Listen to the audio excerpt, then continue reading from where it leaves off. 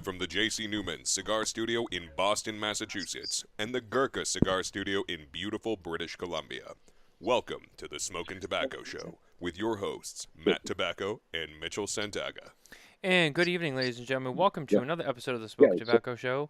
I am Matt Tobacco from SmokinTobacco.com. I'm live in the J.C. Newman Cigar Studios once again, and I'm joined once again, finally, not only on the show, but smoking with me again. The stars have aligned, and Mitchell Santaga is back at full strength with me. Mitchell, good to see you. Although this is one of your last shows with us, so we gotta make I'm these back, count. baby. For I'm back, now, baby. for now. Yeah, I don't think we've told the public about No, this. we haven't. We haven't. It's been it's been very busy over here at Smokin Tabacco the last teaser several free, weeks. rumor free, and maybe not really, but I probably only have about 2 or 3 more shows left in me. Not because I want to. I wish I could stay here, but unfortunately, the stars. Well, obviously, in the last month, it's been very hectic in terms of even me getting on. But as many of you know who watch relatively often, I do have a small child, and we're just having a real tough time finding a babysitter for this time, and getting in that evening. For me, I'm on the West Coast, so time wise, it's just much earlier. It's kind of like this, like right before dinner to like right after dinner time, where nobody really wants to do that shift, and we're gonna be. It's all you're gonna good. be It's all seeing a lot good. more Kevin, but It's what? all good. It's all There's good. We have a personnel change. We have our very own Kevin Acuff will be joining us. The show will be moving to 8 p.m. Eastern, 5 p.m. Pacific, and Kevin Acuff will be joining me on the show after the new year, and as well as on Spare Notes where he already is. So Kevin's going to be full time on all the shows with me. So if you watch all of our shows, then it'll be me and Kevin on every episode, and then Coop will be on Spare Notes with us. And Mitchell may pop in and out from time to time. I'm gonna try to pop in on Spare Notes and maybe on a few Wednesday shows here and there for sure. I know it's a year away, but in about a year, my schedule will be drastically changing, and I am going to attempt to make it work around possibly coming back on the show if that works out for the Smokin Tabacco team. So it might not be a long hiatus. I might be back, but no promises. Oh man! So all right, I love the comments, and I have to address some of the things in the comments here tonight because this is gonna be a good show, and I'm already excited. I have several things to talk about. We have a guest with us who's waiting in the green room, and I don't want to keep him too long, but I'm gonna keep him there for just a moment. First of all, I want to give an update to us. Yes, Mitchell will be leaving the show for now, and Kevin will be taking his spot. So I do look forward to having Kevin on here and just kind of seeing how that dynamic goes. End of the year stuff, we're not really talking about it yet. The team is still working on the end of the year stuff. So we'll probably get into that after the new year in January. Just because we are a little bit backed up. Mike, it's all right. So I'm going to address this because people have asked me this before. I actually got this from Carney. I have my own, but I learned about this from Carney. Many people who watch the show probably notice that I always have this thing that I'm smelling, and it's the Vicks Vapohaler. It's pretty much like essential oils, and it just kind of helps. It's dry. It's dry right now. It's cold. It's dry. I'm a little stuffy just because of it's that time of year, and it just kind of helps me breathe a little bit better. And it's nice, and it's very refreshing. So that's what this is in my nose. It's not cocaine. I don't do drugs. It's not like pure just smelling salts. You're just shoving right up in there. No, it's minty. Waking yourself up. It's very minty, and it's nice, and it just gives a nice little refresh. It kind of helps clear out a little bit. It's awesome when you when it's a little extra stuffy. But that's what that is, Mike. Don't worry. No Mitchell, no show. Yeah, I know we're working on that. Shout out to my boy Ryan Beck, by the way. I just want to point this out because Ryan is somebody that I work with, and Ryan's a great dude, and he does pop in from time to time. He's not a cigar smoker, but he supports the show because he supports me, and I like when he comes by to comment because we have some inside jokes, and it's fun to see them to see them come out on the show. So, Has it started Ryan. snowing there yet? We're supposed to get some snow tonight. We I had a don't think sprinkle lot, 2 but days ago. We had a sprinkle of snow. I think we're getting a It didn't sprinkle stick tonight. around, but I think we are. didn't stick around. Yeah, I think we are. The other thing is, so Nicole and I are actually going to be moving because we are moving into our brand new home. And so there is going to be a week. What week are we doing that? I think it's the week after Christmas. Or the week of, I think it's the show's on the 27th. Yeah. I might be there, but I have set the show up so that I do not need to be in attendance. So that I can focus on moving in and setting up my new house and my new lounge inside my house. I have a beautiful lounge inside the house that I'm going to be. I have my own room downstairs. That's going to be a lounge, and as well as our studio in the house. And then right around the corner from that room, there's going to be a walk-in humidor. It's going to be awesome. We found this house that we love, and we we're going to be moving into it. So I need some time. I need some time to get in there and get it all set up. So long story short, Mitchell and John McTavish, actually, the two Canadians. That's right, the two Canadians Canadian takeover are going to before- take over the before we Smokin all Tabacco leave. show, and they're going to do a Cuban cigar episode. So if that is your thing, I would tune in because that's going to be the Cuban cigar episode that we do, and they'll talk all about them, compare them to New World as Canadians who obviously have access to Cuban cigars on the reg, but also smoke a lot of New World stuff. There's going to be a lot of conversation there, so don't miss that show. Yep. I promise it's going to be awesome. And I think that's it. I think that's it for announcements that need to be made. So, yeah, man. Can't wait. Hey, and don't forget to like, subscribe, and share the show while you're at it, guys. Let your friends know that we are Absolutely. watching the best podcast on Wednesday night. That's right. Right. Don't forget to like and subscribe on all of the podcast app platforms as well as our YouTube channel. And while you're at it, don't forget to go to smokintabacco.com for more news, reviews, and updates from the cigar industry. Now, without further ado, I don't want to leave this guy waiting too much longer because he's one of the best there Might be getting is. cold. He's one of the best in the business, reigning champion right now. From the company who distributes our 2022 Cigar of the Year as well as our 2022 Company of the Year. He took home some hardware for 2022 last year. He was on the show with us almost a year ago now, and he's coming back. He's going to talk Pretty much about was a some. year ago. Yeah, just about.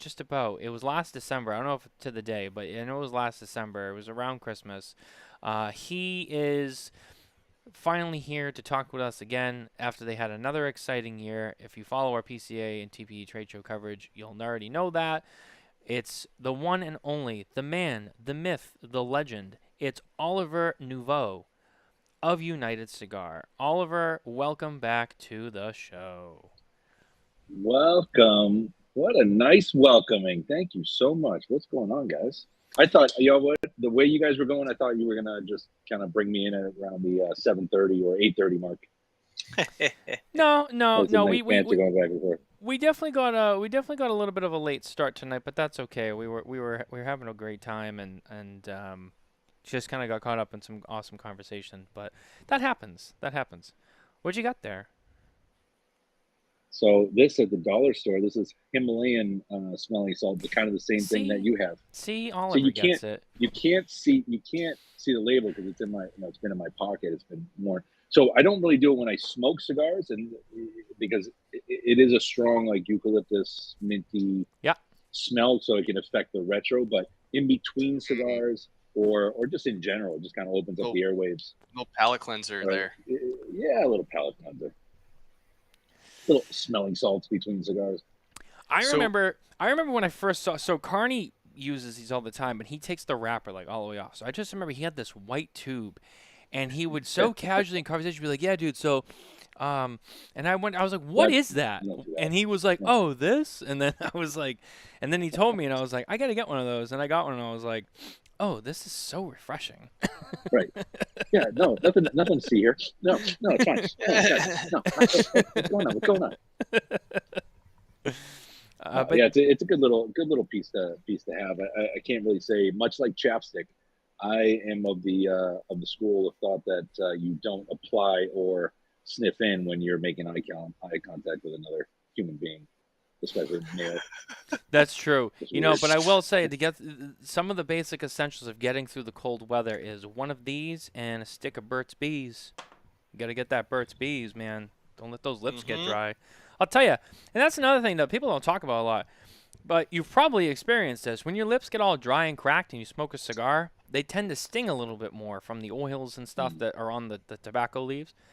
So that's especially in the cold weather. If you're a cigar smoker, that's the last thing you want is your lips getting all dried and cracked out. So keep them hydrated because This is a very metrosexual show. We're talking about well, hygiene and care, and I go with. I just lost my. I think it's Aquaphor. The Aquaphor, the blue and white chapstick. That's why. Yeah. I found Burt Bees is just too waxy, and if your lips are chapped, then it just like pulls the lip. So I stopped using those completely. I'll apply a large amount, and then I'll take a tissue and then wipe it, and it creates this perfect, just like seal. That's What happened to our generation? I know what happened. What happened? Talking about lip care and. You're the one wearing a pinkish shirt too. I am. I'm supporting whatever Looking cause beautiful. I'm supporting. Thank you. You do look Gotta good. I be will say, comfortable. and again, not to keep this metrosexual, and in a non-weird way, but you know, I see at the trade show all the time, and you know that's for manufacturers and people such as yourselves at the show. I mean, it's an important event. You know, you dress well. You know, you're there for business. Gotta say, Oliver is on his game all the time. I remember last year at the trade show, you had on this like cream-colored three-piece suit with like a nice shirt, colorful tie, the pocket square. I mean, you had the whole thing, and I was like, damn, this dude's over here looking like fucking. Thank you. You look like what's his name from Fantasy Island, Ricardo Montalban. I was like, damn. And I remember going over to Herklotz, and I was like, listen, I know you're Mr. Fashion in this industry, but Oliver Nivaud from United Cigar, he's got you beat today. And he was just like, huh, bro. Herklotz, I'll give him credit. He can do the full Windsor. He's a little bit shorter, so those ties he can do a full Windsor. I can only do a half Windsor now, but yeah, look, I get dressed up out of respect for the retailers. To just let them come into an environment where we respect the cigar, we respect the brand, and we respect them. So want to look good, the best I can.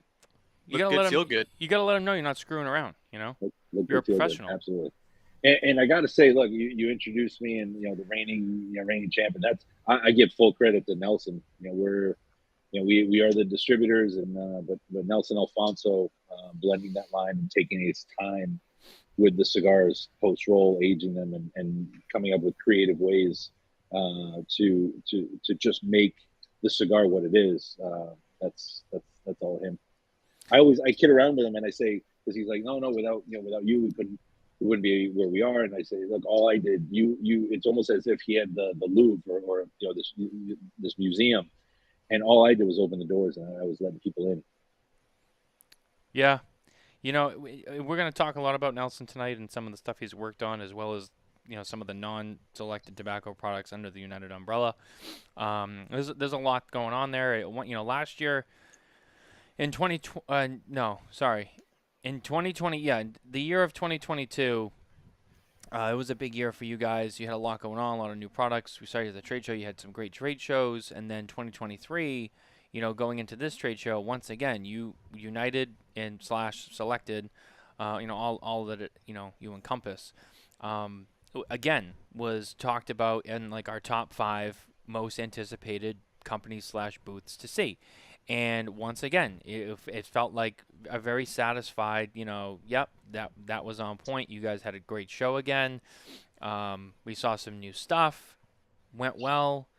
Just things seemed, to be a mirror image of 2022. And so, I'm excited to have you here back again and talk more about that and kind of compare notes to last year and talk about some of the stuff that's gone on. And I know that we've also expanded into some other realms, such as the NFT cigars are now physically available. And you've expanded into some more lounges, so we'll talk about all that. I promise we're going to cover all of that. But first, before we get too excited with Oliver, I know it's hard not to. We got to talk about some of the people that helped make this show happen. And first, this is one that Oliver is no stranger to. Our cigars tonight are brought to you by the one and only. That's right, the number 2 Guy Cigars. Ooh, excuse me. Let me do that again. Out of respect for those boys. The number 2 GuyCigars.com. And Oliver is our guest. I'll let you go first. Then Mitchell, you'll go, and I'll round out in the final spot. So what do you got for us, Oliver? Smoking wise, I got the 2024 release of a new line that we're very excited for. Haven't announced yet, but been working on this with the factory for quite some time, about a year now. So every trip, kind of reblending, retooling, and I leave Chicago where I'm at right now. I leave Chicago and I go to the Dominican on Friday morning, and we're just going to finalize everything. All the packaging has been done. It's been printed and boxed, and everything's ready to go. Just got to finalize the blend. So I'm excited to bring that out. That'll be a PCA. This year. Okay. So that'll be one of the releases. Yep.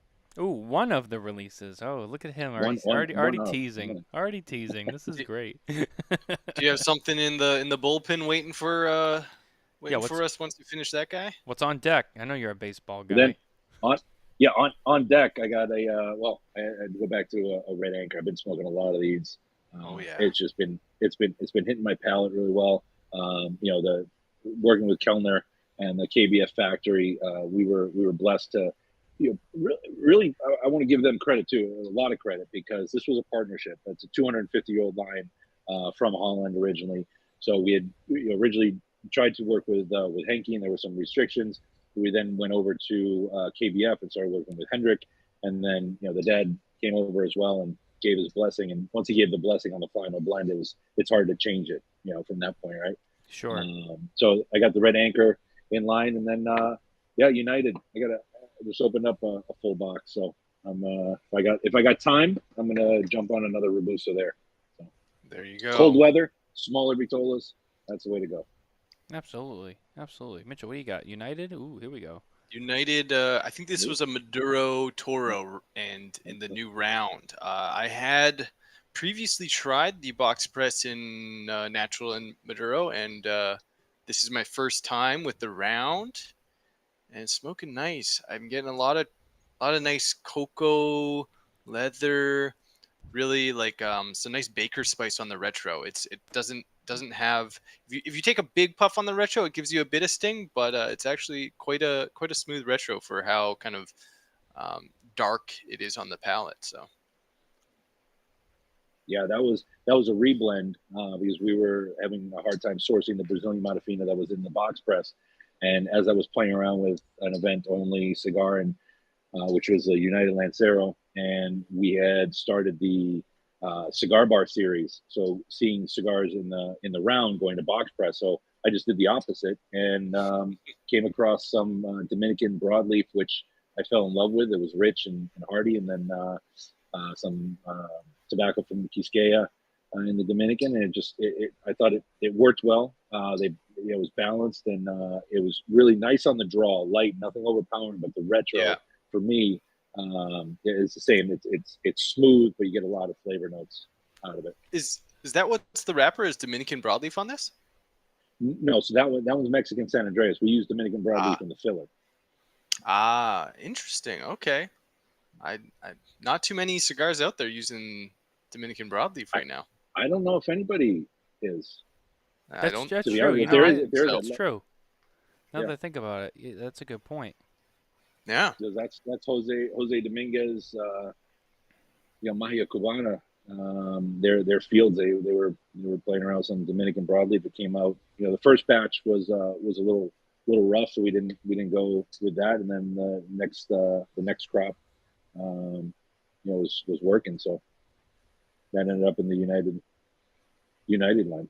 It's funny how those things pan out, and you got to make a slight blend change, and then you find some other tobacco. And the next thing you know, you're dropping the box press, and it's almost like you have a whole brand new cigar, and completely different now. And the feedback I've gotten is that people have liked this version better than the original, from what I've heard. And I smoked it, and I feel the same way too. I think the rounds are better than the original, on at least in my palate. And I think you guys have a winner here. I think this was it's tricky. Thank you. It's tricky because when you got to make a change like that, you have an existing blend, size, whatever that works that people buy, and then hey, like you said, Brazilian Matafina, we got to find something else, and then like, oh, let's drop the box press and let's leave it round, standard Parejo, and but are people gonna like it? People are used to a certain thing, and sure. And as soon as you make a change, then people feel like it's completely different. It's not as good. I like the old one. I like the new one. I like but this was well received, and I'd say this was my first. We always work with blends, but it's usually there's a blender at the factory, and then you're smoking different cigars. This was really my first venture into going into the different bales and trying the different tobaccos, and then working on the different percentages, and working on the entire blend. So it's something that I definitely want to get more involved in. Some of the lines that we have, we tweaked a little bit, but this was the first line that I kind of had 100% in. Well, that's exciting. Good job. Yeah, great job. It's exciting. You guys won on this one. It's safe to say I think you guys did okay. I mean, sometimes you don't, but not you, but right. in the general sense. So in general, you guys did great on this one. You didn't change it and then drop back. I think you actually upgraded with this one to be, in my opinion, to be honest with you.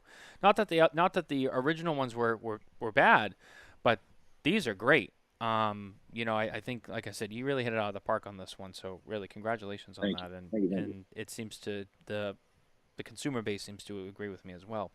And then to round this out on this segment, I am smoking the Red Anchor myself. I'm smoking the Admiral. This was the original size that we saw debut. That was last year, right? I think it was last year we saw that. Last year. So if you want to smoke any of these cigars, without a doubt, they are available at the number 2 guyscigars.com, along with an amazing selection of all sorts of other brands and cigars and cigar accessories from the industry. Number 2 guyscigars.com.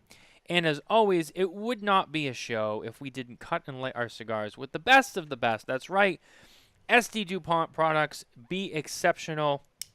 I am using the Defi Extreme Twin Jet Torch Lighter featuring the matte finish Petrol Blue, which is exclusive to the United States. This debuted early this year. Fantastic lighter.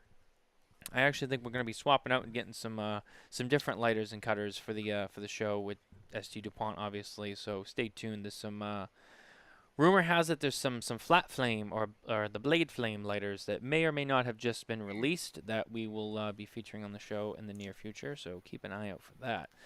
I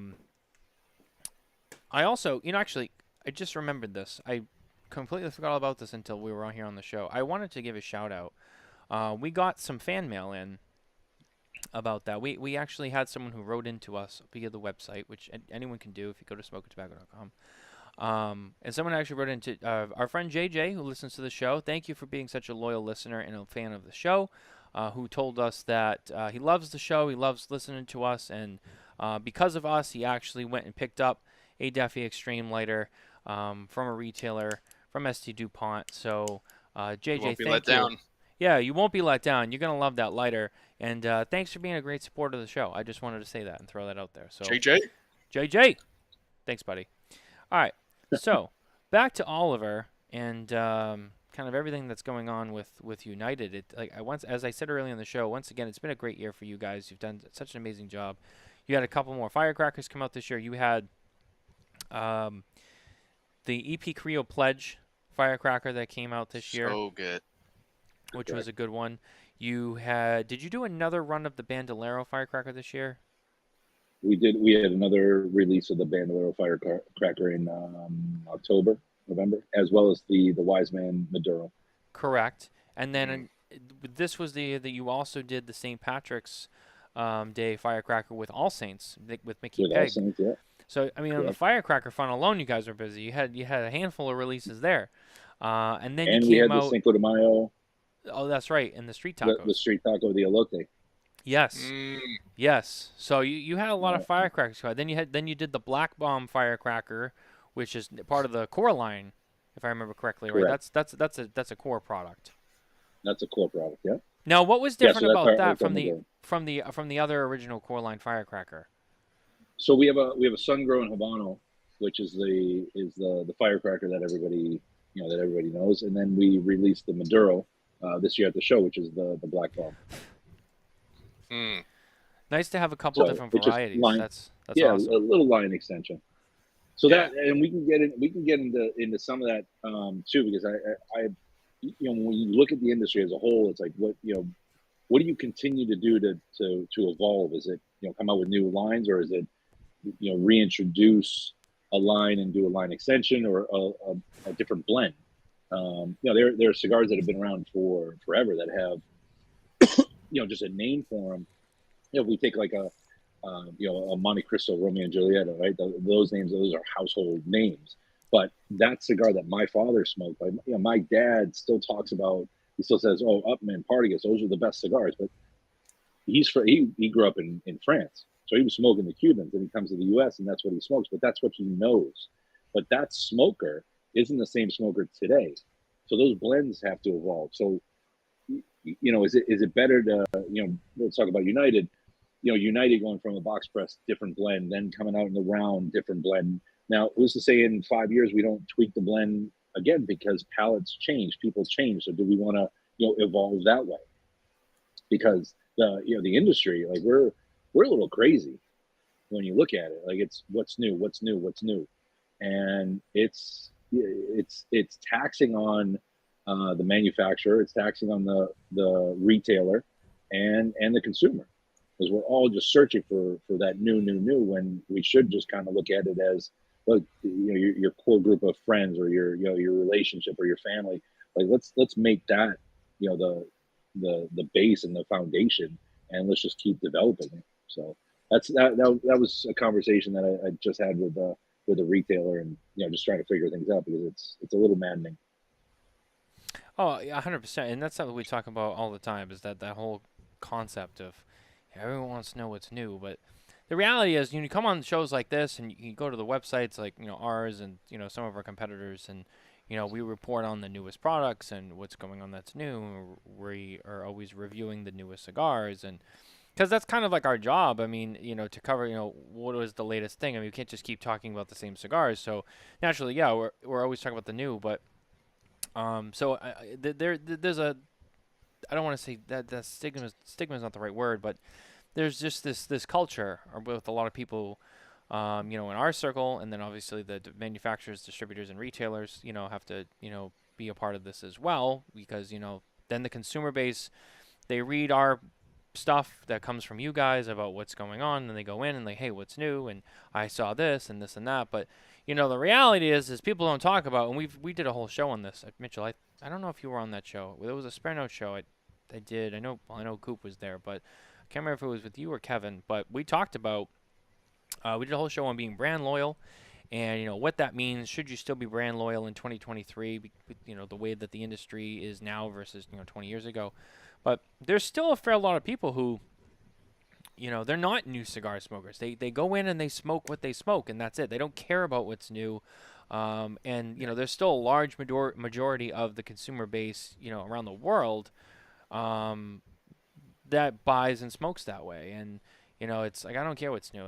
I smoke this, and this is what I want, and I know it's going to be good. It's what I like to taste, and that's it. That's what I'm buying. So you have that. But then there is that group of people now, and I would say a lot of them are more towards the younger spectrum of the consumer base.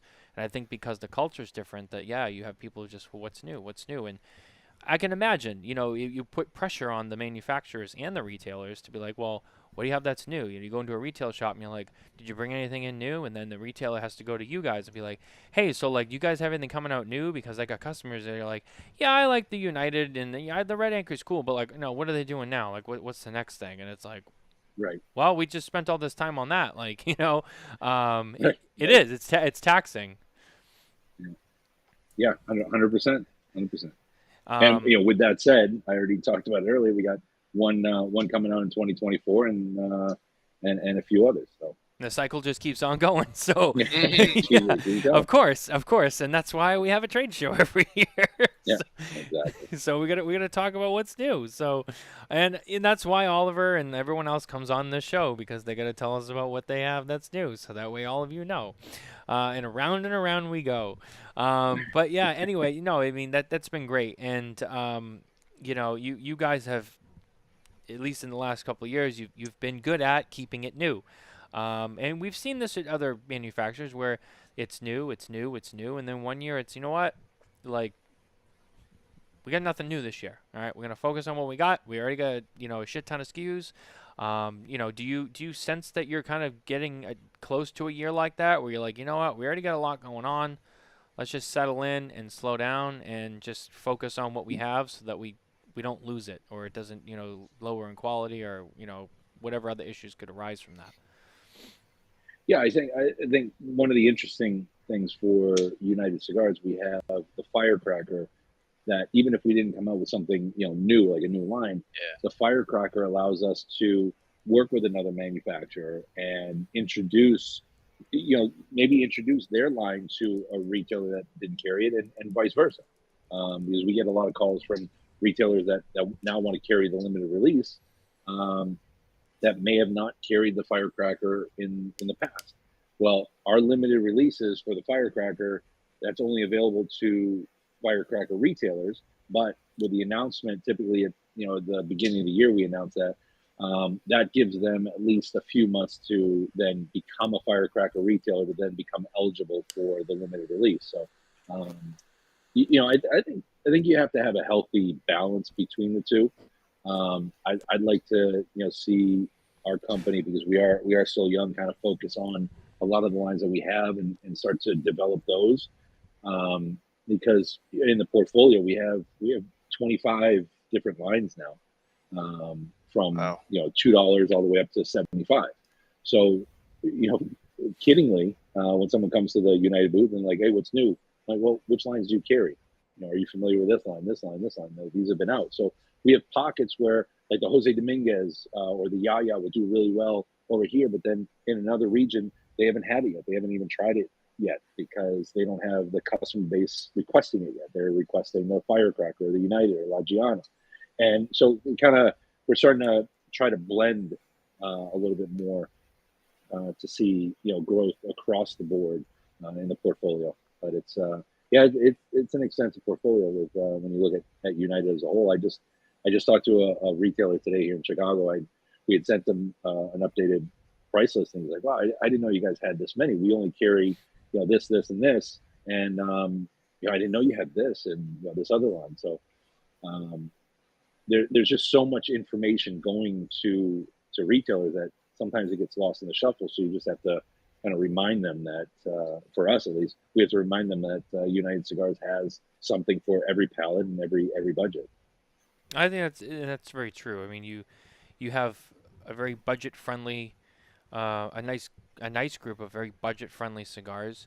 You have a lot of cigars that are very middle of the road in terms of price. That like 8 to 10 to 15 that the average guy will, or lady will buy. A lot of different stuff there. And then of course you have the premium, ultra premium luxury that goes all the way up to the top with selected tobacco, which hits a lot of notes there. So yeah, very nice spectrum that you have from top to bottom.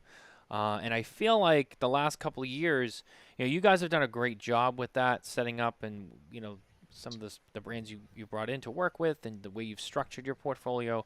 And what's funny is starting to see a lot of brands, especially older brands that have been around a long time, starting to see like, oh, like we're gonna offer this ultra premium line, and Right. now we're gonna do a couple more bundles like that are really affordable. And that's something we saw with Rocky Patel this year. Rocky, at the trade show he had a couple of bundles, the Seat to Smoke bundles that they debuted, which are very budget friendly. And of course you have the existing Rocky portfolio, which is very vast, very wide. But then you saw Rocky introduce the Conviction, which I believe is $100 MSP per cigar, MSRP. So, getting into that more really luxury price point when you're talking about, so you're seeing that was one example there. And I remember there was some others, and talking with the guys after the show, it was like see a lot more. And I don't think it's because of you or anything. I think there's a lot of factors, but there's other companies now that are kind of following suit with that, and I think are paying more attention to, like, well, we got to have ultra luxury, we got to have a nice solid base of that middle ground that most people buy, and then having a really strong entry budget point. Because let's face it, in today's day and age, things are getting expensive. There's people out there that maybe can't afford to be buying as many of those cigars, and they kind of have to shift down. And I think you're seeing companies try to put some effort into budget-friendly stuff, but not just putting like dog rockets in bundles and be like, Yeah. here you go. Like, they're putting some effort into, like, hey, like, we put some time into this. It's not a ultra premium cigar, but for what it is, it's good. And being able to offer all of that too, because you don't want your customer to walk away from you.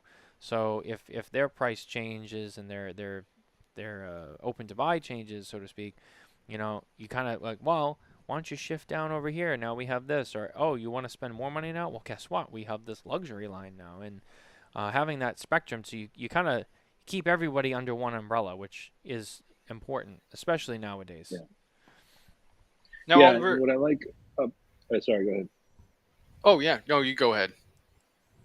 Yeah, well, I was just gonna say what I like about the United portfolio, and yes, like it's me sitting behind the camera talking about United, so of course I'm gonna like it. But what I like is that our budget friendly, like La Mezcla Cubana, Great cigar. it's a $6 cigar, Rothschild, and it's a great everyday cigar, easy going, right? And then you get into United, like the United line still around the $7, $8, $9, $10 range, and La Giana is still around that range, and then it goes up to Red Anchor, and that goes in the $20 plus range. So we have that cigar for everybody without without going overboard and into the high luxury, because we have that with Nelson's lines and his how, I don't want to say justified pricing, but there's a story behind it. It's not just aged tobacco. It's not something we found in a barn and this is it. Like, there's a process. And when you look at different spirits that are sold and spirits that are sold on the secondary market and bourbons, like, why is this Jack Daniel's $20 bottle, and then this this Weller Taylor $200-300 a bottle? And there's aging behind it. So there's reasoning, and it's time. And if you're not putting in the time, then how do you justify that that higher price? And Nelson has it. And even with the Atabey Black, as an NFT, as the first NFT, and it's still a $50 cigar, but you still have 5 years of age on that line. So we're proud of the line. We're proud of what we can offer, and we think it can be. There's something, like I said earlier, there's something for everybody. Now, out of that whole line, is there like a brand right now that is really just accelerating? Like, you're like, this brand is, for whatever reason, nationally or in some pockets, just like this year taken off in terms of like standing out above the rest of them? I'd say there were little pockets, like a little push. Like Yaya did really well for us at the show to start opening up new accounts, but the Red Anchor has been really well received. Between the tobaccos and the company, and it just falls down to the blend, and we try to make that retail friendly and approachable, but that's been doing really well for us. The United line, the core line, switching to the round has been starting to take off as well. So Yeah, I'd say, and then Firecracker. I think the more people start seeing those limited releases, and then they're understanding, well, oh, let me try the Firecracker. They try the Firecracker, and they enjoy it. It's a shorter cigar, but 3.5 by 50, but it's still they'll smoke for 45 minutes to an hour. Oh yeah. Oh yeah, those So smoke. you get good the value out of tobacco it. is so dense, and Yeah. you don't. And with the size, like we had just put out a review with a cigar that was very small, and we had about, like, I think the average smoking time on that was 60, and people were like, "How did you get 60 minutes at that?" Like, when you get down to about this size on a cigar, you don't have to be like puffing as hard. You just need a little puff, and it lights the whole thing up. You get It's plethora true. of smoke, and you can take these little puffs, and you can really savor the cigar. Yeah. And yeah, like I said, those firecrackers, man, every single one I have, I always tell people, like, I light it up, and everyone's like, "Oh, what are you gonna have, like 3 cigars tonight?" I'm like, dude, this is gonna last me a while. Like, I'm gonna light this up, Right. and you're probably gonna finish around when I'm finished. Like, because it's powerful, it's flavorful, and the tobacco in it is dense and burns at a slower rate most of the time in those firecrackers. So they're really nice. And in terms of the Red Anchor, I love that cigar because I feel like it's just so approachable. Like, you can smoke it anytime. You can smoke it as your first cigar. You can smoke it as your last cigar. It can cleanse your palate. It's just that real nice medium, but real nice complexity. And It's a true medium. it's a true anytime right medium cigar, and always has really nice flavors. And I don't know, Matt, if you noticed JJ, I did. he saw, I did. he's using his lighter, JJ's here JJ. with us. He's watching the show. He's using his lighter. So, shout out to JJ for his new lighter. That's awesome. Yeah. One of the things I was gonna say, speaking of the Red Anchor in smaller sizes, Oliver, and I can't remember the name off the top of my head, but there's a real small, like, short Corona size in the Red Anchor The line. Cooper. The Cooper. That's right. Named after William The Cooper. Cooper. Named after the most important person on the ship. He was the one that would put the barrels together to store the rum Oh yeah. and keep everything dry. So yeah, that's the Cooper. It's a 4.5 by 44. So that's our event only cigar because it's pricey even for an event only cigar, but just putting it into boxes and doing the whole packaging, we just thought that would kind of elevate the pricing. So we've held it off for now, and we'll see in the future if that starts to hit retail shelves. But for right now, as an event only cigar, it's been highly requested and loved. So we're fortunate for that. Yeah, that's a great little size, and I smoked half a dozen of those already, and I really loved it. I loved it because this is a great blend with some great tobacco in it, but that size too. Sometimes you just don't have time for a full size cigar, so to speak. That's probably a bad way of putting it, but your average size cigar is a little bit longer, a little bit thicker, but that's a fun little size with a great blend, and not every cigar performs well in smaller sizes versus bigger sizes and vice versa. But it still holds up really well in that small little size.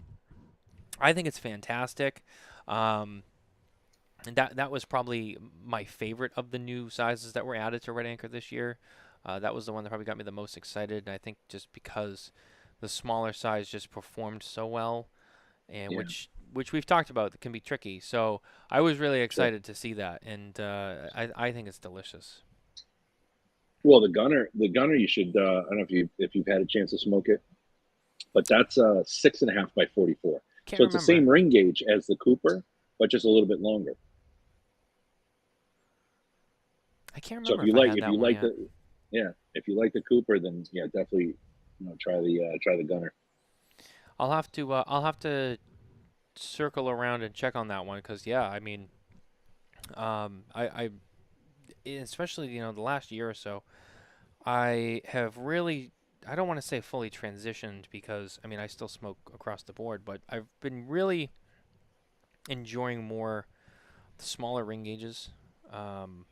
and getting more into Coronas and Lonsdales and petite Coronas, and just something about it. I've just been really into those, and not because of time, but I've just found a bunch that just perform so well. So I'll have to check on that. I can't remember if I did. I know I smoked a lot of different stuff from the show this year, but I can't remember if I had that one specifically.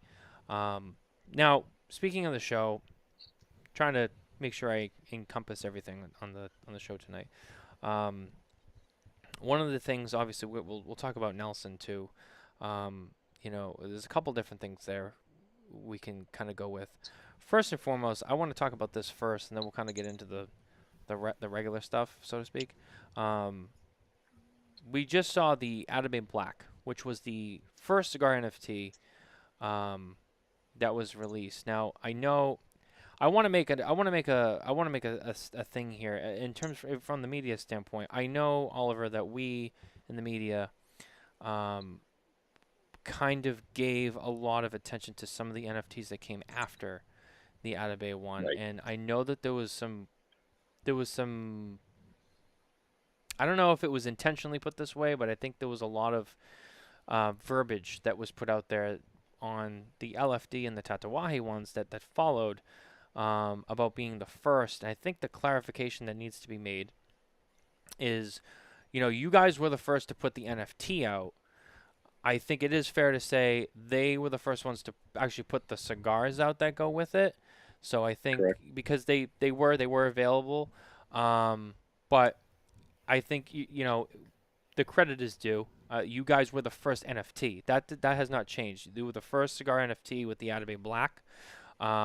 They were the first ones to have the cigars in customers' hands. I know the Atabey one, in terms of the cigars, those just went out a couple weeks ago, if I remember correctly. And from the couple of retailers I've heard, that they've sold a lot of them. And in fact, I think two guys already sold out of whatever ones they had in the lounge. I think those ones are already gone, unless they got more in. But I remember at the time when they first were available, I was told they were gone. So they went quick too. There was already a demand for them, and people wanted them. So, but they have officially shipped now. And I think you mentioned before they're $50 per cigar, and they're available to not only the NFT holders, but they're also available to all United lounges. United Which branded are, lounge. Yep. yes, which Yep. the other part of that too is you guys have been adding more lounges too to your lineup. I know we just saw another story a couple days ago. I think it was that there's going to be another a Byron Lounge opening up. Yeah. In Nashville, Tennessee, with the Pierce family, they started with Franklin Cigar in Franklin, Tennessee, and they added Nashville Cigar, and then they just opened up the Ariston, and the second floor, their lounge up there is the Byron Lounge. So I know something was put out the other day about another lounge that was opening up, and there were comments of like, well, are these lounges that are where the entire store is that lounge? Like here in Chicago, we do have the Byron Cigar Lounge. Now the Byron Cigar Lounge, that store, the entire place is the Byron Cigar Lounge. Industrial Cigars in Frisco, Texas, we have the Atabey Lounge, which is the main members lounge. Then in Arizona, we just partnered with Ambassador Cigars for their new location in Peoria.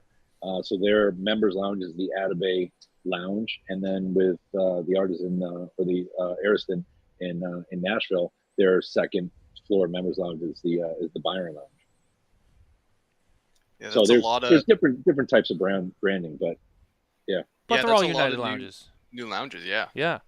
Yeah, That's well, awesome. It's humbling, for us, because these are conversations that we have, and we've had several more, but we're not looking to just have lounges everywhere to dilute the lines, but we want to partner with the right people, and there's a certain threshold that they have to meet to in purchases and the way they support the lines in order for us to feel like it's the right partnership for both sides. But yeah, I think we've aligned ourselves with the right people, and we've been approached by some reputable retailers out there that that have wanted to work with us. So we're fortunate for that. Yeah, that's great for the brand. And back onto like the Atabey Black, is that I gotta is grab that one just thing, gonna guys. be? I'll be right back in just a quick sec. I'll be right back. Yeah, no problem. Is that going to be a like limited ongoing production? Like obviously a lot of stuff from Selected is always limited, or is this going to be one and done? Because I remember, like again, as Matt was mentioning, the first NFT, but when the NFT was released, there was not even 100% sure if the cigars were ever going to be released. It was kind of like that concept car notion. Is this something that now that it's come to market, Nelson feels like it could be something that is done more often, or is this like we did it one time, that's it, Atabey Black, get it now and forever, hold your peace kind of thing? Right. Yeah. So a lot of layers in that question. So Yeah, sorry. no. So when we were having a conversation with Nelson, and he talks about a new line for Atabey, and he was playing around with a dark wrapper, and he was asking, what do you think about a more of a Maduro Atabey? And I said, well, look, anything that you've done to date has been phenomenal, so I'm sure this would be fantastic. What's your plan with it? What have you done? He said, well, I have the Ritos as the one size with the dark wrapper. And I was like, okay, well, if it's one size, then we have to plan this out and really think about how we're going to release that, and then how many boxes did you make? And it was 200. We were able to do 200 boxes of 25, so that's even more limited. So when we then looked at it, it was like, okay, well, NFTs. Nobody had done an NFT in the cigar world, so let's create an NFT. We did it very, very differently than the other ones. And ours was, okay, well, the cigar is going to be a $50 cigar, $1,200 per box. So let's just make an NFT. And if somebody wants to buy the NFT, they can have the rights to it. And it's conceptual. And we already knew the cigar was coming out, but at the time we had to kind of just, lay low with it. So we said, all right, well, if you buy the NFT, then you'll have, access to the box.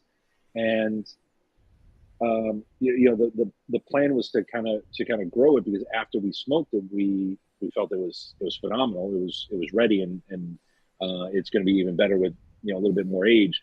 So when we released it, or released the NFT rather, I think why we're kind of under the radar with it is because it was really met with just a lot of pushback. Like an NFT, nobody really understood that world, and the biggest pushback was, well, I don't get it.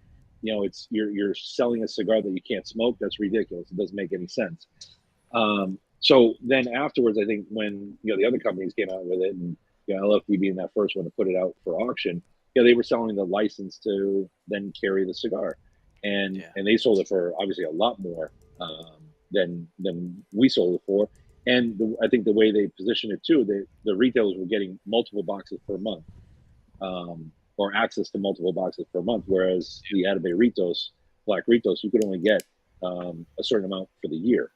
So it was very limited, and the retailers, our lounges received their allotment, and NFT holders received an allotment within that first week, and some before they even received it, they were asking, can they get more?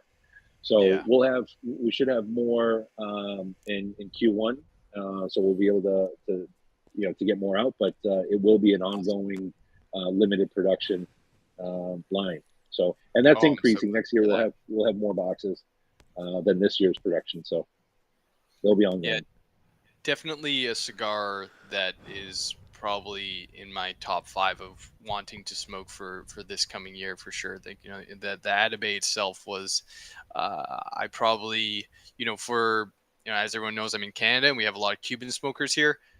Pretty much anyone who is a, I call them multi-band Cuban smokers. They have, the EL limited, the more bands, the better it is for Cuba, right? So I always tell them, if that's your deal, I'm like, smoke an Atabey and you won't want to touch another 3-banded Cuban again, because it will draw amazing, it will taste amazing, and I'd say 80% of the time they come back to me and they go, holy cow, like that is like they're sold on it. So it's a great line, and yeah, I'm excited for the Maduro, for the black. Yeah, it's a beautiful. I've only smoked a handful, maybe five in total, and one was at the PCA show. Again, that was the second one I had smoked, but the one that I had smoked after all that aging. Then and then after that, the boxes came in, so I had to grab a couple, and it's completely different, but it still has that that selected tobacco cleanliness. It's so clean on the palate, but so rich in flavor. Awesome. Now, while we're on the topic of selected tobacco, last year we saw the Alfonso line officially make its debut. It went on to win several Cigar of the Year awards, including our own here at Smokin Tabacco. Fantastic cigar. As we talked about last year, and it was a favorite among the team. Everyone loved it. I know some other publications, gave it Cigar of the Year or rated it very highly. This year we saw the follow-up. The next add-on to the Alfonso line, the Grand Selection, which just started shipping to United retailers, which is also one of the cigars that Nelson worked with the French oak in the aging process, as he did with the original Alfonso Añejo and with the Byron 1850. He did that with this brand, and we just saw that go out. And I've already smoked one of the cigars, and I found it very unique. To say the least. I had a very, very specific, that really strong flavor of star anise I noticed with it, which is not something that I didn't like. It was something that was definitely, I don't know why, I wasn't expecting that, but it really, for me, in the cigar I smoked, it came full forward, and just very different from a lot of the other stuff across all of Nelson's cigars. I really truly feel it is a very unique cigar. What has been the first the beginning reception of that cigar now that people are starting to get their hands on it? Yeah, so that started shipping in October, and that was another one that again, Mitchell, you said it earlier that everything's kind of limited with what Nelson does, but there were, I think, 200 boxes that were released this year, and those were gone as well. So we didn't open up new accounts. If they were, retailers were existing Alfonso Añejo accounts, and they got access to the Grand Selection. So we kind of capped it. It's still about 30 accounts across the country. So that first round went through, and then we had a few extra left over. So there have been reorders, and now it's been gone since end of November, I think, right before the end of Thanksgiving. So those are gone as well. But we'll have another shipment coming in at the first of the year. But it's been well received. Different than the Añejo. So when you look at Alfonso, people are like, well, yeah, but it's different than the Añejo. So we have some Añejo lovers, Alfonso Añejo lovers, and then we have some Grand Selection lovers, and I think that's been the challenge for United Cigars as a whole, because I've even had people that they carry or smoke the Atabey, and then they'll smoke a United or they'll smoke a Red Anchor, and they're like, yeah, but it's just not Atabey. I completely understand. It's a totally different line. It's not aged the same. It's a different tobacco. It's just within the same company. So, I think the Grand Selection had some of that, and Matt, sounds like with you, it was a different expectation, and it hits your palate differently. So you lean more towards the Alfonso Añejo as opposed to the Grand Selection. But overall, yeah, both sides have done very well, and we've been happy. One in Nelson's line that's been under the radar is the Bandolero, which is starting to gain more and more traction, because that's a line that's aged 1 to 2 years post roll, and three different blends, and they've all been doing really well. So we've been happy with the growth on that side too, and more approachable on the pricing side too for Bandolero. Yeah, Bandolero is an interesting one because I know that a couple years ago, and we've probably talked about this one of the last times you were on the show, but I mean, the Bandolero line was kind of revamped a little bit. I don't know if that's the way you want to put it, but I know there was some changes made to that. And it's a little bit different than its original iteration that we saw, several years back. And I feel like it was a good refresh, and I think that it's something that and you can probably speak to this more. I mean, seeing the performance of it, but in my opinion, I feel like when that was done, I think a lot more people, just it was attracted to more people. I think just more people just noticed it and were talking about it, and people were smoking it, and I know it's separated into kind of like three different series. Mhm. That it's in, and I remember smoking them and being like, wow. I mean, I can't remember if there was any changes to the blends themselves, but or what specific changes were made. But I remember smoking them and be like, wow, these are better than the original ones, and they're smoking great. And at the price point, at the quality and the price point together, I mean, they're pretty hard to beat. What you get for what you pay for. I mean, that Bandolero line, I think it's a very underrated line. I think there's a lot of people out there who kind of glaze over it when they look at Selected because of all the the really fancy the Atabey, the Byron, the Alfonso. But that Bandolero line, I'm telling you that's a line that it's a winner. And I feel like if you're a Select smoker and you're not spending any time on Bandolero, you are doing yourself a huge disservice, because I mean, there's some great cigars at a really nice price point. Yeah, so I think you called it a refresh, and that's what it was. The Bandolero line was a little confusing at first. They were released in metal tins. The band, and when you look I at the have two one. blends that were released in the U.S., you had you had one line that had Nicaraguan Ligero, and the other line had Peruvian Ligero. But an That. example, exactly. So, and I don't know which one that is. So that's another thing that's confusing. Looking at that tin, all the tins look the same. So if it was a Barbaros. Nicaraguan or the Barbaro, so that uses more Peruvian. So there were some people. If you smoked the Peruvian and you smoked that Barbaros, you may say, "Oh, I don't like Bandolero." Well, have you tried the Nicaraguan blend? Or now we released the Adventureros line, the Serie A, which has a darker Ecuadorian wrapper and uses a little more Peruvian than the other lines, but it's fuller body than the Nicaraguan.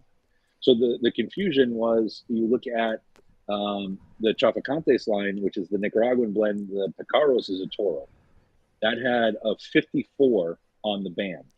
But if you go to the Clandestino line, the Series C, the Colosales was also a Toro size. It also had 54 on the band. So you can explain this. I can talk about it here, and just as a retailer would explain it to a consumer, and they say, "Oh yeah, well try this one. This is the Peruvian, and this one's the Nicaraguan. You like Toros? Oh well, here, take these two and smoke them when you have time." So then they take them home. They sit in the humidor. Then they pull it out. You can't distinguish the two. So part of the refresh was, okay, let's get a secondary band on there that shows which series it's a part of. Let's put it in Yeah. the box because it's more approachable. People have a better understanding when it's on the shelf. They can see the cigar. The jars, I think, helped Nelson and his line kind of gain that luxury status. But even in the Atabey jars, they weren't as approachable because they're in the jar and you can't see the cigar, and people would see the jar and they weren't necessarily grabbing the cigar. But as soon as they went to boxes, then it started to, take off. And the same's, happening now with Bandolero. You can see the three different series: Series A, Series C, and Series T. And now if you smoke, people will say, "Oh yeah, I smoked the one with the green band." Okay, well that's the Traficantes line. That's the Nicaraguan blend. So if you really like that blend, there are 4 different vitolas in that blend. But you should also try Series C, because you may like that. The spice is kind of taken away, but you have that depth of flavor with the Peruvian tobacco. And Nelson uses a lot of Peruvian tobacco in all of his blends. Yeah, And something when very used unique, properly, definitely. yeah, Yeah, 100%. that almost no one uses, right? It's very very low yield, I think, and just not very many farms there, right? So Very very low yield. It's Which a smaller plant. which in turn would, I mean, that makes it a much more expensive tobacco to acquire. Mm-hmm. definitely. Yeah, not many companies use it. I know, Davidoff uses it, quite a bit, but Nelson, pretty much purchases all the all the crops that are made by out there. So he uses a lot of it. He does a great Well, job with it too. Yeah. Matt, do we have any news for today? Absolutely. I was actually just going to say we have to get to our news this week. So Oliver, I'm going to give you a break real quick, and then we'll circle back to you. I have a couple more questions before we wrap up. Our news is once again brought to you by our friends at Micallef Cigars, featuring the new Micallef Black, rated 91 at SmokinTabacco.com. That's right, rated 91. Head over to MicallefCigars.com today to learn more, or visit SmokinTabacco.com today to read the review. Micallef Black, it is a blackout. Yeah, it was a quiet news month last month, and even before that too. Just kind of that time of the year. We've been starting to see a lot of new interesting announcements. A couple of things. I'm going to read a couple of things. I won't really dive too deep into them, but a couple of things. Some of them, we already mentioned tonight. We had two announcements recently about two United lounges that opened up, which we've kind of covered. Drew Estate has announced that their new 2023 edition of the Liga Privada Pancetta has begun shipping, which is exclusive to Wooden Indian Tobacco Shop in Havertown, Pennsylvania, and Barrister Cigars in Union, New Jersey. The pancetta will be available beginning December 13th, today. In each of these exclusive retailers will host a special launch event. This is something that we've seen every year. If you're a Drew Estate / Liga Privada smoker, you've probably heard of the pancetta. It's a cigar that comes out every year, right around the holidays.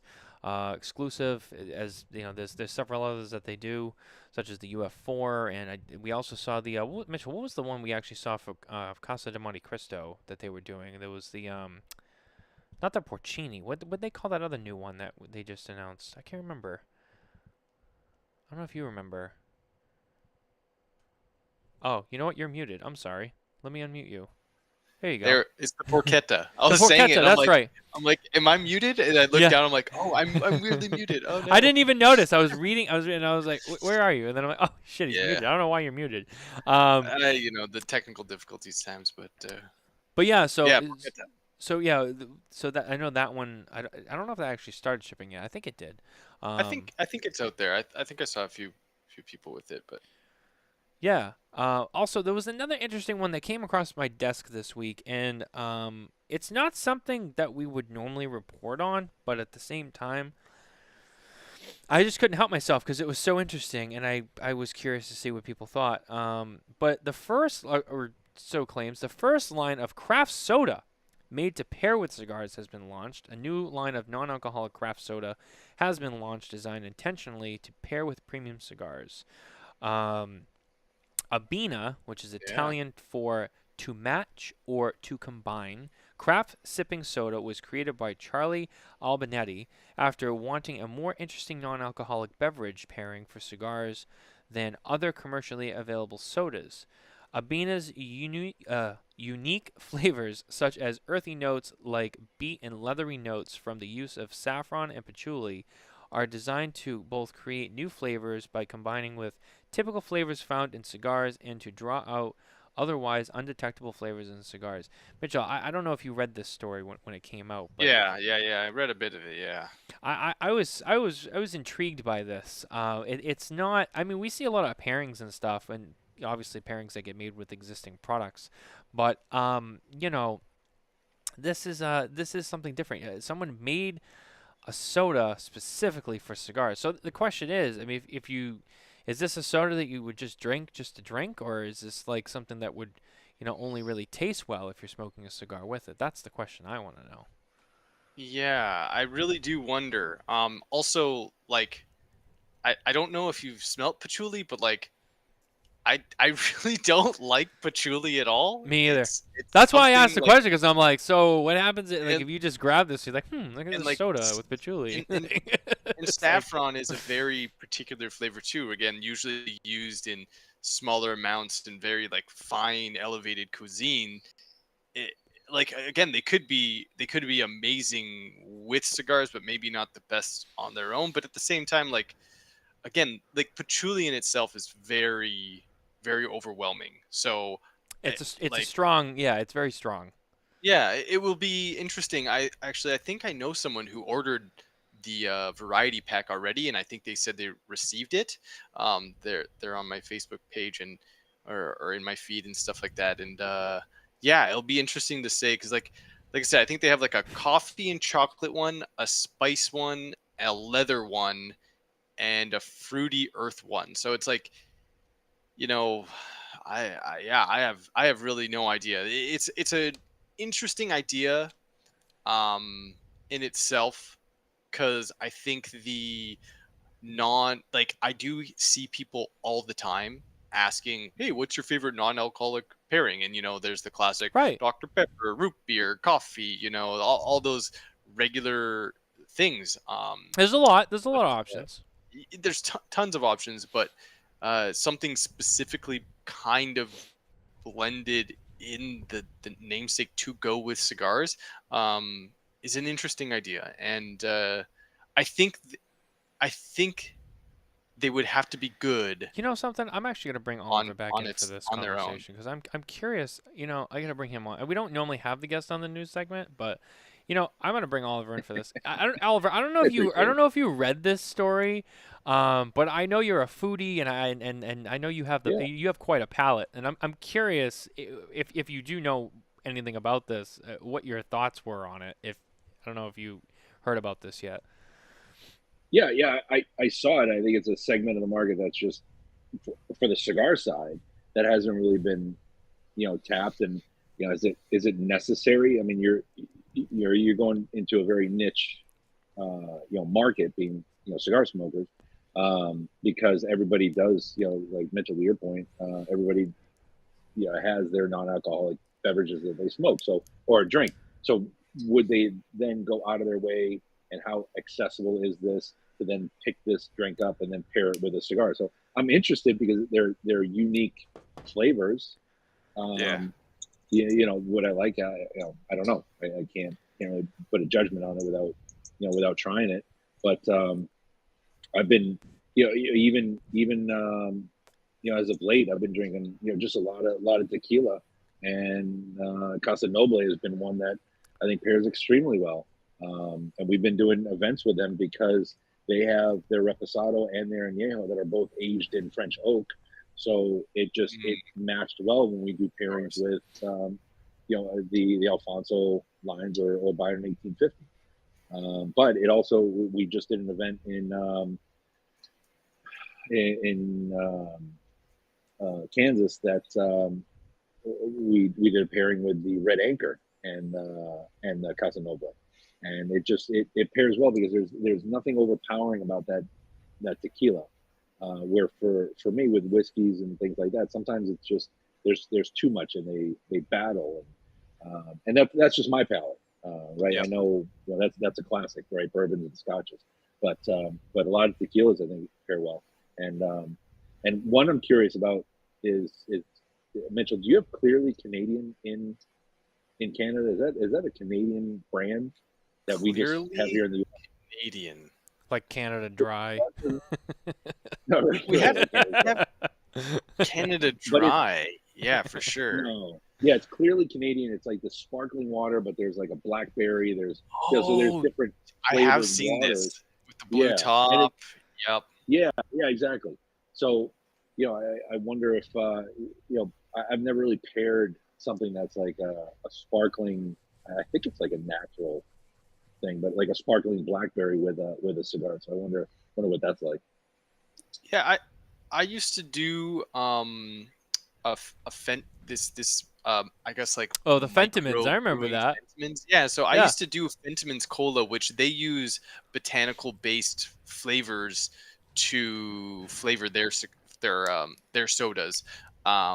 And I really enjoyed that. And again, like it is cola flavored, but it's not like a Coke or a Pepsi kind of.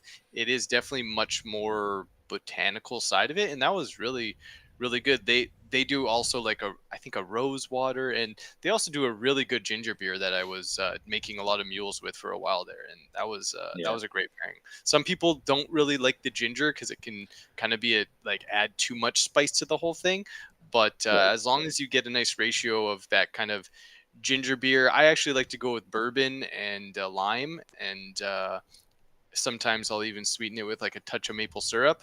It's really good. Yeah. Lime, maple syrup, and bourbon.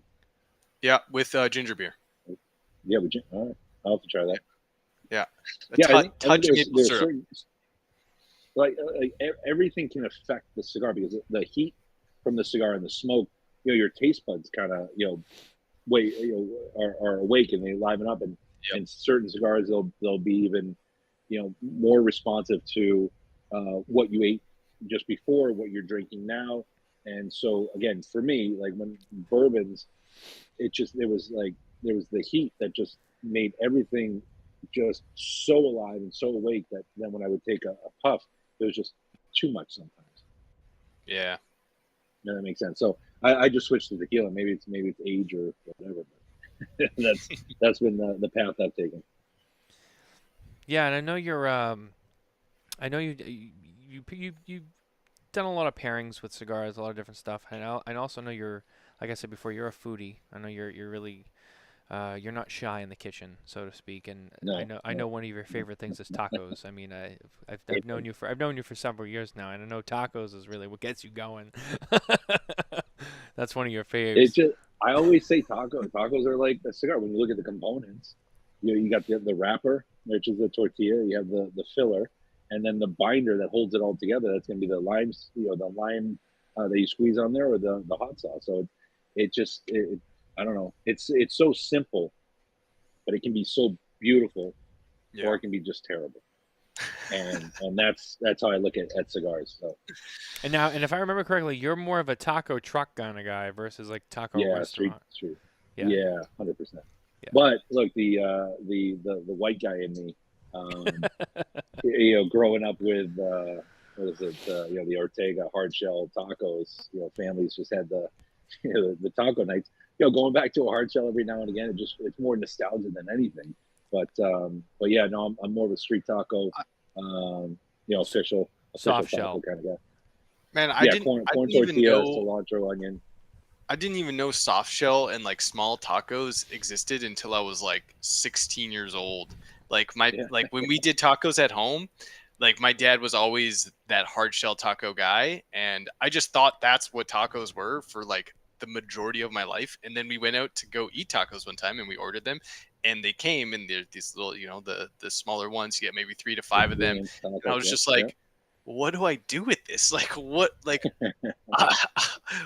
where's like, and but I love those too. I absolutely love both. It's been a long time since I've had a hard shell taco though, but man, that brings me back.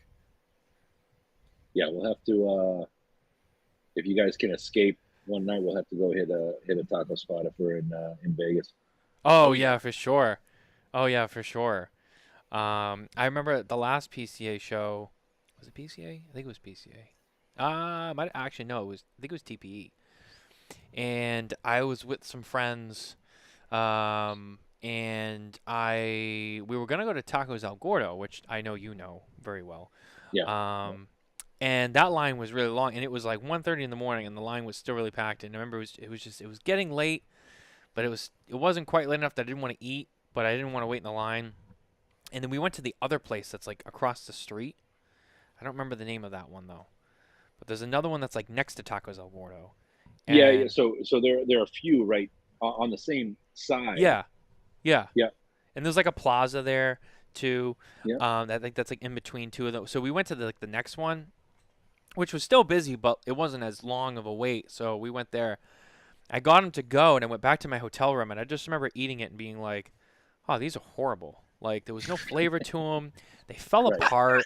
And I was like, I should have just waited in the line at Tacos El Gordo. I was so pissed. I was like, this is what I get for just trying not to be patient. You know what I mean?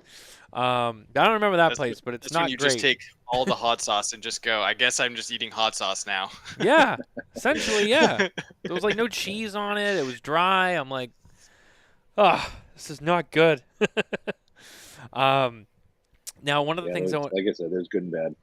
One of the things I wanted to ask you about before we wrapped up, before I forget, at PCA 2022, And I don't remember if it was on display this year, but I know at 22 we first saw the Nelson, which is a project that I know Nelson has been working on. You know, there's the Nelson, there's the Alfonso. The Alfonso has been released, and we've talked about that. But there's the Nelson line, which I know that originally the concept was going to be that it was going to be five different countries that he was going to work with different factories. There was going to be like a cigar made in every country: Dominican, Nicaragua, Honduras, and maybe a Cuban one. I don't remember, but we didn't hear anything about that this year, and I was curious what the status of that project was, and kind of if anything's changed on that.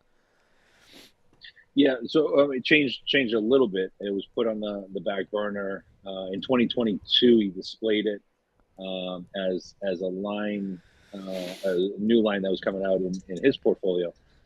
But it gets a little complicated with trying to work with different factories and then trying to launch the line with five different countries, five different manufacturers. So that's been put on the back burner for now. He does have a blend that he did, but then he was waiting to work with the other manufacturers to have that come out. But so we might see the Nelson in a different form, but as of right now, we're not going to see it, and it won't be a 2024 release. So Okay. we're still kind of waiting on that one. Yeah. Yeah. I was curious. The concept of that was that concept was interesting, and I was curious how that would be executed too, because it does seem like a project that could be done, but there's a lot of moving pieces to it. So I can only imagine, on top of everything else that Nelson has going on, and I know how much attention to detail he has, kind of throwing that into the mix could just be, a lot. So, yeah, I mean, it's something we look forward to hearing more about in the future, and could still be exciting to, a nice exciting surprise down the road. His concentration has been, he's got some, he's done some accessories. His ashtrays came out, more focus on expanding Atabey. That production has gone up over the years, so we're able to supply more to the retailers that are growing, because the original thought process behind this line was, it's a luxury line.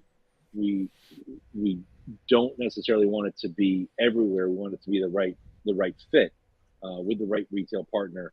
But over the years, it's been growing. We've added retailers, and some of the retailers that we've had, it's been a planned slow growth, because we knew that there was a little apprehension because of pricing. So do I take, as a retailer, do I take this in and invest all this money into these cigars and expand there are 12 different vitolas on Atabey.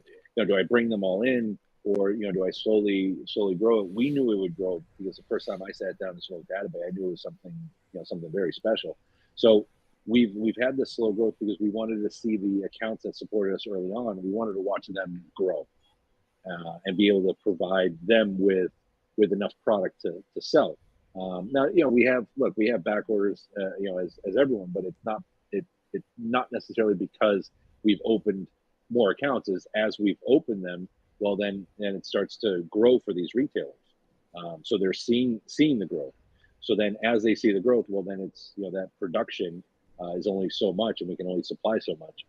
And then Nelson not planning to have the Atabey humidor come out with that production. That took some of the production out of going into boxes and went into that humidor, because that took 12 boxes per humidor plus the 5 cigars that were in the humidor. So 360 cigars for one unit, right? So that wasn't planned. when he made the cigars, right? 5 years ago, the humidor wasn't planned. So 5 years ago, those cigars went into the aging room.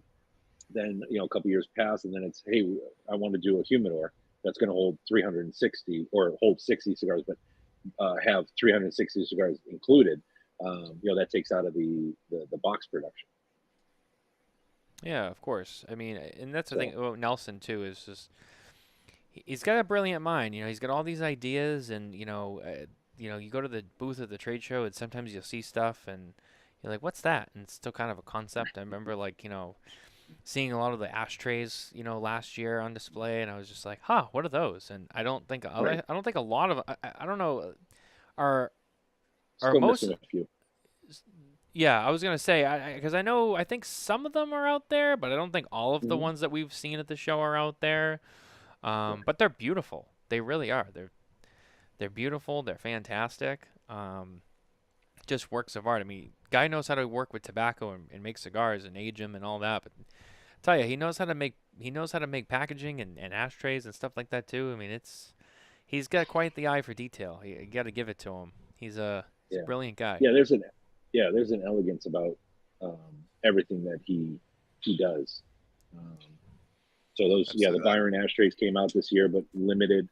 The Atabey ashtray, which is that rectangular or square ashtray, that was limited. So that really only went to lounges. We sold some of the Byron ashtrays that came out, um, but some of the ashtrays that were on display haven't really made it to market yet.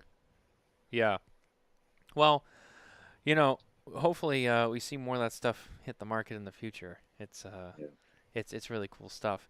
One of the things I wanted to ask you, um, before you go, I know we've talked about PCA. I know you have something coming out of PCA. It sounds like you have multiple things coming out of PCA, but you guys have also exhibited not so much with Selected, more so as a focus on the United brands. But are you guys going to be exhibiting at TPE in 24, being so close to the trade show now being in March? Yeah, so we'll be at TPE this year or next year, 2024. And TPE was always a United show, right? So we displayed more of the United products. 2024, we have the United booth again. We won't be seeing Nelson at the show this year because there was a PCA? new at PCA Yep. because there was the new, I think it's ESTA that passed in Spain. So if you were a Cuban-born citizen in Spain, then you had to reapply for a new visa, which could take up to a year. So with the unknown, he wasn't able to secure booth space. But PCA was great, and they said, we understand that, and we'll honor, everything for the following year. But we hope if everything passes and he's able to do it ahead of time. He said he does. He might be able to get that expedited, and maybe he can make the show, but he won't have a booth at this year's PCA. So there But won't be a but if he selected makes it, there won't be a selected booth at PCA. there won't be a selected tobacco booth. Oh, Whoa. interesting. Interesting. Yeah, Wow. yeah, because that new visa was going to take about a year, and if Yeah. it was in July, then maybe. But when 3 he was at months. this year's show, there was a little bit of panic with, okay, are they going to be able to make it back um, because of the new restrictions? So will you guys Yeah. be exhibiting his products in a United booth, or just there won't be any selected tobacco on display? we'll have there's some new things that he had on display um, in his booth last year that weren't available yet, that should be available this year. So we'll probably have those displayed. Ah, okay. Okay. But Interesting. yeah, to take all of his products to try to fit into the United booth is gonna be a challenge. Yeah, it's a shame. That's a Yeah. beautiful booth too. I mean, it's Yeah, it's like one of the Yeah. highlights of the and whole show. it's a lot of look. All manufacturers put in a lot of time, effort, and money into these booths. So for him to, and then storage, right? So you have to store it for a year. Hey, So and then for And him then not to be able to use it, move it to New Orleans for I was gonna 25. say we're moving it to right? New Orleans, And right, and then New Orleans for 2025. Yeah, Wow. and who knows after that? right, right. Yeah, we don't know what's going to happen in 2026 yet, but I'm sure we'll bring you that information as soon as it's available. Guys, I'm looking at the time here, and we're getting towards the end of the show. I hate to cut it short. I really do. I know, but we are running out of Great time time with here. Oliver. I know it's tough. And Oliver's.